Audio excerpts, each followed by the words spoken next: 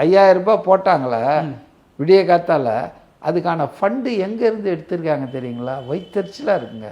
ஆதி திராவிடர் பழங்குடி ஹரிஜன் வெல்ஃபேர் இருக்கு இல்லையா, எஸ்சி எஸ்டி, அந்த ஃபண்டை எடுத்து தாங்க இவங்க லூட் அடிச்சிருக்காங்க. அது ஆனால் லீகலாக எடுக்க முடியாதுல்ல சார்? அப்படி அதுக்குன்னு ஒரு வாரியம் இருக்குது சென்ட்ரலில், அதுக்குன்னு ஒரு நீங்கள் இதை சொல்கிறீங்க.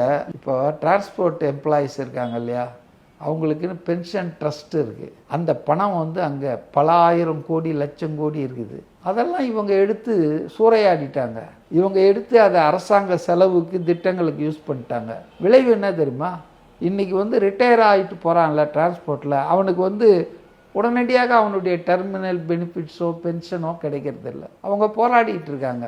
ஸோ இதெல்லாம் செய்ய முடியுமா சார்னா, இது செஞ்சுருக்காங்களா? பென்ஷன் ஃபண்டிலே கையை வச்சு வாரி வேறு திட்டங்களுக்கெல்லாம் அரசாங்க டே டு டே எக்ஸ்பெண்டிச்சருக்கு செலவு பண்ணிடுறாங்க.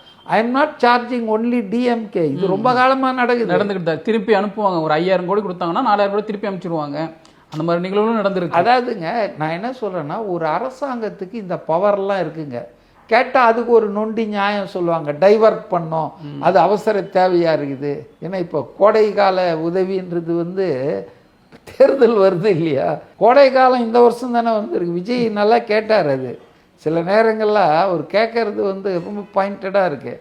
கோடை காலம் 24 இல்லை இல்லையா, 23 இல்லை, 22 இல்லை, 25 இல்லை, இப்போ 26 தான் கோடை காலத்தை. அதுவும் ஆண்கள் பாதிக்கப்படல, பெண்கள் மட்டும்தான் பாதிக்கும். கோடை காலத்தில் வந்து பெண்கள் மட்டும்தான் இது எல்லாமே ட்ரிக்ஸுங்க. பெண்கள் வாக்காளர்கள் அதிகமாக இருக்காங்க. அதிகமாக இல்லைன்னா கூட சமத்துக்கு மேலே இருக்காங்க. அப்போ அந்த வாக்காளர்களை கவருவது எப்படி? பஸ்ஸில் பெண்களுக்கு விடியல் பயணம், உரிமை தொகை பெண்களுக்கு.